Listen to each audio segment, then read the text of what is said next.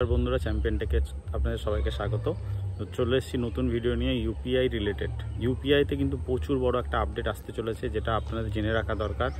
ইউপিআইতে সরকার আবার GST add করতে চলেছে, তো যেটার জন্য আমাদের প্রত্যেকের মানুষের পকেট থেকে আবার টান পড়তে শুরু করবে।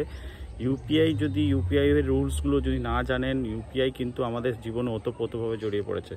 তো ইউপিআই ব্যাপারে যদি আপনারা না জেনে সতর্কভাবে যদি না ইউজ করেন, কিন্তু আপনাকে অনেক টাকা পকেট থেকে ভরতে হতে পারে। তো এইটার কিন্তু আমি ডিসকাস লেভেলে আছে, এখনও সরকার পুরোপুরিভাবে এটা ইমপ্লিমেন্ট করেনি, বাট খুব শীঘ্রই এটা ইমপ্লিমেন্ট হয়ে যাবে।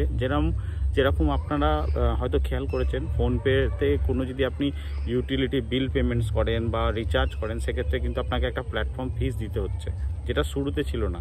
তো এটা পরে অ্যাড অন হয়েছে। সেরকমই একটা রুলস কিন্তু আমাদের সরকার আমাদের ওপর প্রত্যেকের ওপর চাপিয়ে দিতে চলেছে। তো সেই কয়েকটা নতুন আপডেটসের ব্যাপারে বলবো। তো সেই আপডেটটার মধ্যে প্রথম একটা হলো যে অ্যাবভ 2000 যা কিছু আপনি এরপর থেকে ইউপিআই পেমেন্ট করবেন, সেটাতে কিন্তু আপনাকে জিএসটি লাগবে। সরকার কিন্তু জিএসটি লাগাবে, কারণ এটার মধ্যে রিজন আছে।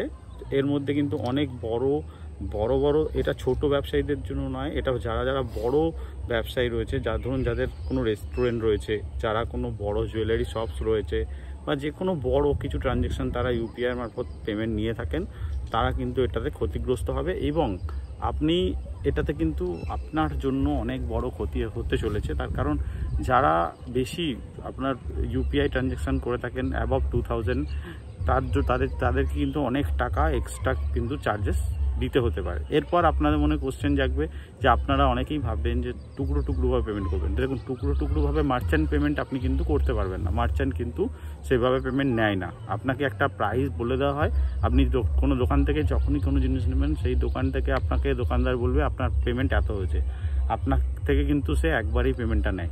তো যখনই সেটা 2000-এর ওপর হয়ে যাবে, তার ওপর কিন্তু আবার 18% জিএসটি সরকার লাগিয়ে দেবে। তো এর জন্য সাধারণ মানুষ কিন্তু আবারও ক্ষতিগ্রস্ত হতে চলেছে বন্ধুরা।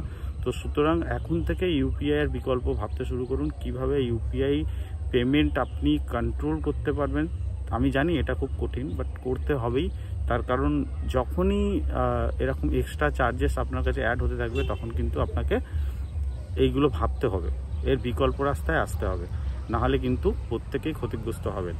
এইটার মূলত একটা জিনিস হচ্ছে কি, ইউপিআই থেকে বড় ট্রানজ্যাকশানকে, মানে সরকারের যেটা মূল লক্ষ্য, সেটা হচ্ছে ইউপিআই থেকে বড় ট্রানজ্যাকশানকে কন্ট্রোল করা। মানে ইট মিনস বড় কোনো রকম লেনদেন যেন ইউপিআই মারফত যাতে কমে যায়, সেটাই সরকারের প্রচেষ্টা। আর এটার নামে কিন্তু প্রচেষ্টা বলতে পারি, এটার ভালো ফল আমার মনে হয় না কি হবে। যদি আপনাদের মনে হয় এতে কিছু ভালো হবে, অবশ্যই আমার কমেন্টে জানাবেন। বাট আমার মনে হয় এটাতে শুধুমাত্র সাধারণ পাবলিকের ওপর কিন্তু সাধারণ পাবলিকের পকেটে কিন্তু টান পড়বে। তো এটাতে আমি একদমই আমার মনে হয় না এটা ঠিক হবে।